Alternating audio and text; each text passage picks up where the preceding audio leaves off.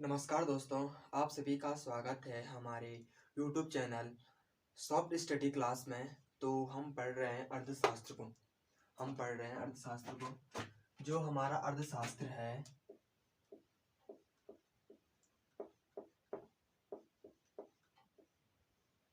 ये अर्थशास्त्र विषय दो भागों में बटा है। फर्स्ट भाग है इसका व्यष्टि अर्थशास्त्र और जो दूसरा भाग है वो है समष्टि अर्थशास्त्र। तो हम अभी व्यष्टि अर्थशास्त्र को पढ़ रहे हैं। तो इस जो व्यष्टि अर्थशास्त्र है उसका फर्स्ट पार्ट है परिचय। तो हम पढ़ते हैं परिचय पार्ट को है। इस पार्ट से हमारा फर्स्ट टॉपिक बनता है अर्थशास्त्र किसे कहते हैं। फर्स्ट टॉपिक बनता है अर्थशास्त्र किसे कहते हैं।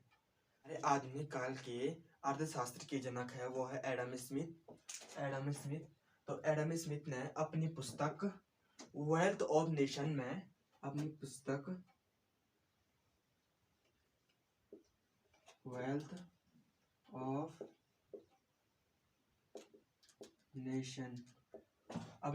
वेल्थ ऑफ नेशन जो कि उन्होंने लिखी थी 1976 में।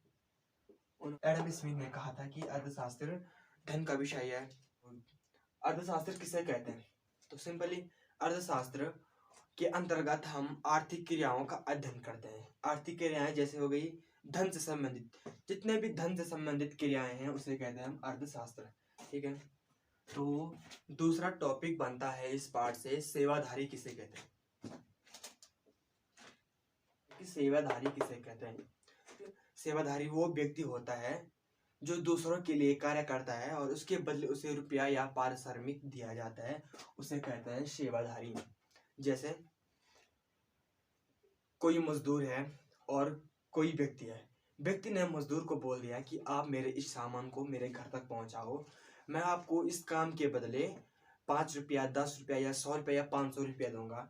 तो उस मजदूर ने उस व्यक्ति के सामान को पकड़कर उसके घर तक पहुंचा लिया और बाद में वो व्यक्ति उस मजदूर को रुपया देता है, 100 या 500 रुपया कुछ रुपया देता है, तो उसे ही हम सेवाधारी कहते हैं। तो जो हमारा तीसरा टॉपिक बनता है वो बनता है विक्रेता किसे कहते हैं।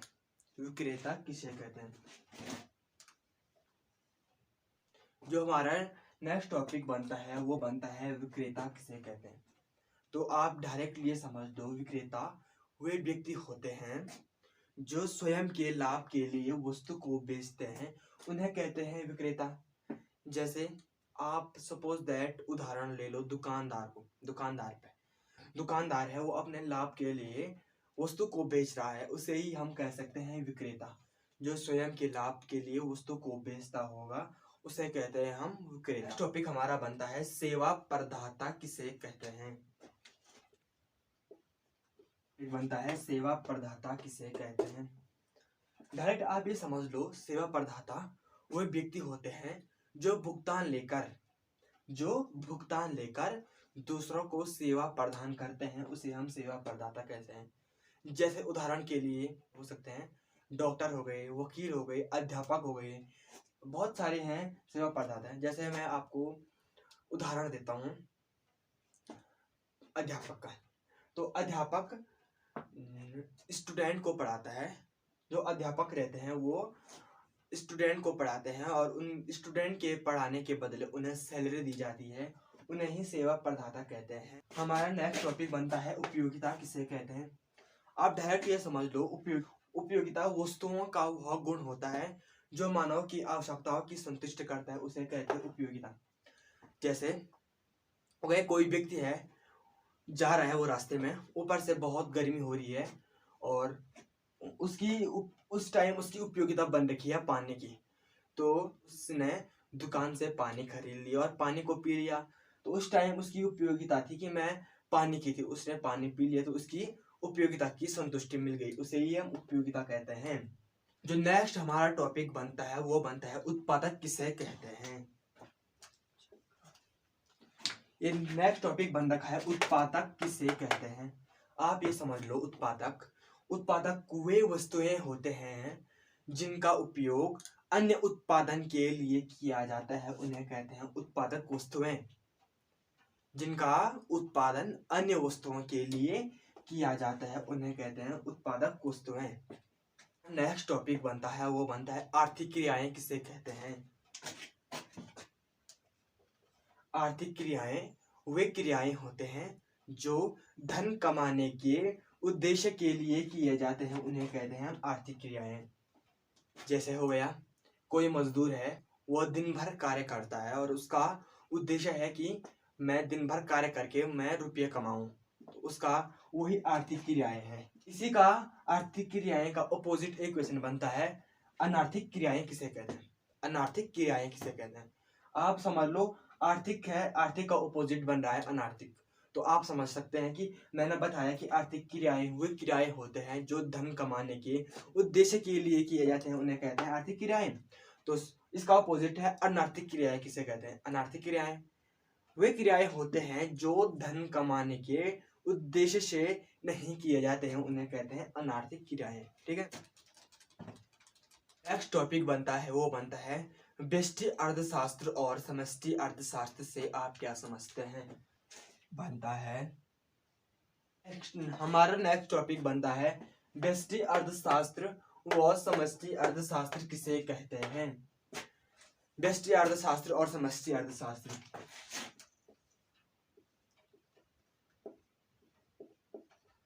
व्यष्टि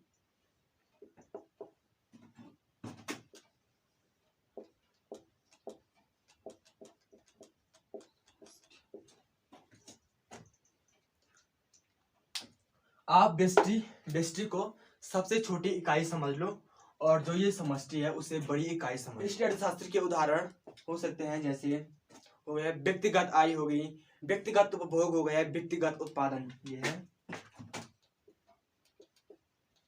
व्यक्तिगत आय, दूसरा व्यक्तिगत उपभोग, तीसरा हो सकता है व्यक्तिगत उत्पादन। और जो ये समष्टि अर्थशास्त्र है उसके उदाहरण हो सकते हैं। उदाहरण के लिए कुल राष्ट्रीय आय, कुल उत्पादन, कुल उपभोग, ये सारे समष्टि अर्थशास्त्र के उदाहरण होते हैं। जैसे फर्स्ट है कुल आय, कुल आय, दूसरी है कुल उपभोग, तीसरी है कुल उत्पादन।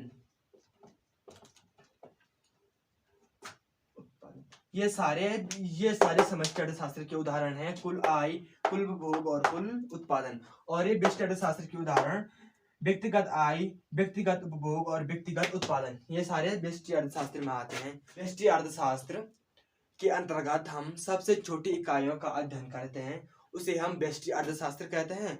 और समष्टि अर्थशास्त्र के अंतर्गत हम संपूर्ण अर्थव्यवस्था का अध्ययन करते हैं, उसे कहते हैं हम समष्टि अर्थशास्त्र। नेक्स्ट टॉपिक बनता है अर्थशास्त्र में चयन या चुनाव की समस्या से आप क्या समझते हैं। नेक्स्ट क्वेश्चन बनता है हमारा, नेक्स्ट टॉपिक बनता है अर्थशास्त्र में चयन या चुनाव की समस्या। यहाँ पे जो चुनाव है, चुनाव का मतलब वोटों से नहीं है। यहाँ पे चुनाव का मतलब है मनुष्य की आवश्यकताओं से है। तो अर्थशास्त्र में चयन या चुनाव की समस्या क्यों उत्पन्न होती है, यानी कि क्यों उत्पन्न होती है। अर्थशास्त्र में चयन या चुनाव की समस्या इसलिए उत्पन्न होती है क्योंकि मनुष्य की आवश्यकताएं असीमित होती है और मनुष्य के पास साधन सीमित मात्रा में है और वो उन सीमित साधनों से अपनी महत्वपूर्ण आवश्यकताओं को पूरा करता है, उसे हम अर्थशास्त्र में चयन या चुनाव की समस्या कहते हैं। जैसे हो गया के लिए हो सकता है, जैसे मनुष्य की आवश्यकताएं तो अनंत होती है, तो मनुष्य की आवश्यकता अभी बन रखी है कि मैं न्यू शर्ट लाऊं, तो वो व्यक्ति न्यू शर्ट ला गया, तो शर्ट लाने के बाद उसकी आवश्यकता कुछ और बन गई कि मेरी ये शर्ट है, मैं उसके साथ जैकेट लाऊं, तो फिर वो जैकेट ला गया, तो उसके बाद उसकी आवश्यकता कुछ और बन गई। क्योंकि मनुष्य की आवश्यकताएं कभी खत्म नहीं हो पाती है, मनुष्य की आवश्यकता हमेशा अनंत होती है। इसीलिए अर्थशास्त्र में चयन या चुनाव की समस्या होती है कि जो मनुष्य होती है उसकी आवश्यकता असीमित होती है, उनमें से हम महत्वपूर्ण आवश्यकताओं को चयन करेंगे और उसी के खरीदेंगे। इसीलिए अर्थशास्त्र में चयन या चुनाव की समस्या उत्पन्न होती है। नेक्स्ट टॉपिक बनता है अवसर लागत किसे कहते हैं। तो हमारा नेक्स्ट टॉपिक बनता है अवसर लागत किसे कहते हैं। टॉपिक बनता है हमारा अवसर लागत किसे कहते हैं। तो अवसर लागत आप ये समझ लो, एक वस्तु की अधिक मात्रा को बढ़ाने के लिए बदले दूसरी वस्तु की मात्रा को कम करना पड़ता है, उसे कहते हैं अवसर लागत। ठीक है, के लिए